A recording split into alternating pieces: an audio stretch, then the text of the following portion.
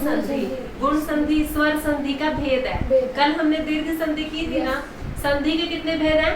3 भेद। और 3 भेद कौन कौन से? स्वर संधि,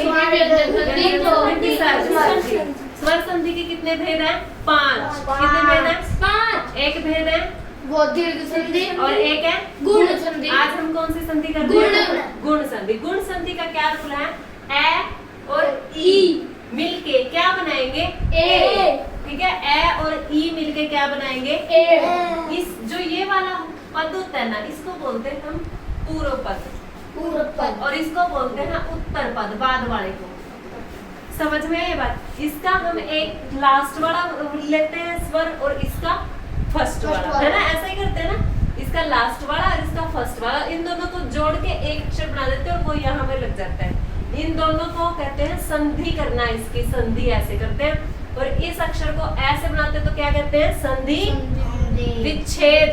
क्या कहते हैं उसको? संधि विच्छेद। आ रहा है समझ में? हाँ। क्या बन गया ये इसका? संधि विच्छेद। देखो इसका ये संधि विच्छेद है और इन दोनों की ये क्या है?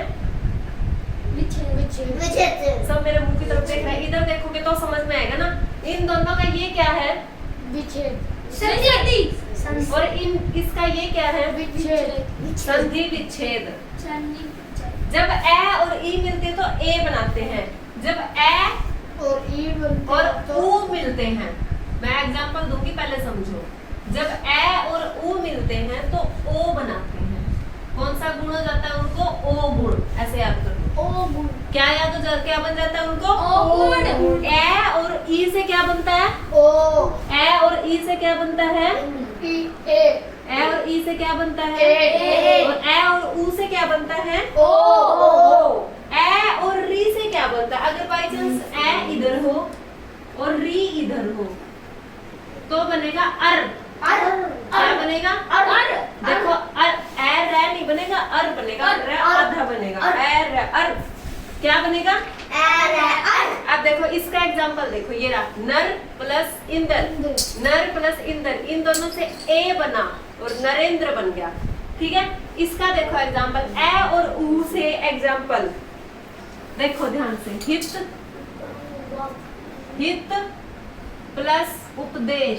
देख तो ध्यान से देखो, कोई आंसर बता सकता है? संधि क्या बनेगी इसकी? बता भानु। हित और उपदेश, इसका ए है, इसमें ऊ है।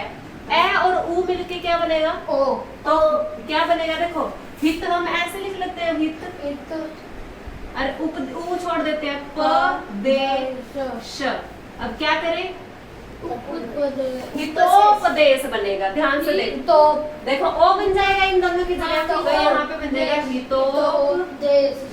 ये बात समझ में आई सबको? आई सबको? आई होने समझ में आ रही है ना? देखो जब ए और ऊ मिले हैं, ए और ऊ मिले तो क्या बन गए? ओ बन गए। क्या बन गए? ए और ई मिले थे तो ए बन गए थे। बैठो शाबाश। ए और ऊ मिलके क्या बना रहे हैं? और ऊ मिलके ओ। हाँ, ए और ई मिलके क्या बना रहे हैं? और ए। ए री। देखो ध्यान से देखो, हाँ। ई से ए बन रहा है। देखो बोलने में भी ई ए, ऊ ओ, है ना? हाँ। और री अर, अर। है ना? समझ में आ रहा है? देखो आप ध्यान से इसका एग्जांपल देखो, महा और ऋषि। महा और ऋषि। देखो ये ए की जगह यहाँ आ भी हो सकता है। यहाँ पे ए की जगह क्या हो सकता है? आ भी हो सकता है। और ये ई बड़ी या छोटी कुछ भी हो, कोई फर्क नहीं पड़ता हमें। जब आ या ए और री मिलते हैं तो अर बनता है। देखो अब मैं है, आ छोड़ देंगे, आ और री छोड़ देंगे और शी लिख देंगे। ठीक है, अब उनका अर बनेगा। सुनो पहले ध्यान से, अर तो वो अर ना यहाँ पहुंच जाएगा। ये क्या बन गया? महर्षि। क्या बन गया? महर्षि। समझ में आया कि नहीं आया?